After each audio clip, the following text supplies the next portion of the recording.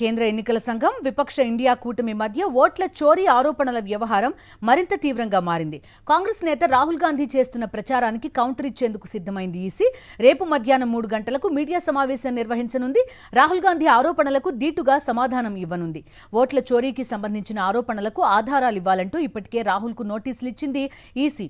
Fake ప్రచారాలు మానుకోవాలని పలుమార్లు గట్టిగానే సూచించింది. అయినా రాహుల్ గాంధీ వెనక్కి తగ్గడం లేదు. సోషల్ మీడియాలో ప్రచార వీడియోలు కూడా విడుదల చేస్తున్నారు. ఈ నేపథ్యంలోనే కేంద్ర ఎన్నికల సంఘం కౌంటర్ అటాక్ కి దిగినట్టుగా కనిపిస్తోంది.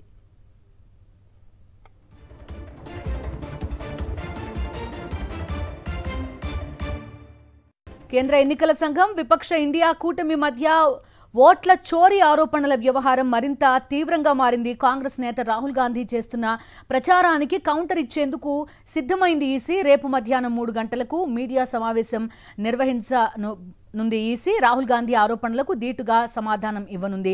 ఆటం బాంబ్ లాంటి డేటా తన వద్ద ఉంది అంటూ కూడా రాహుల్ గాంధీ కొంత డేటాని రిలీజ్ చేశారు.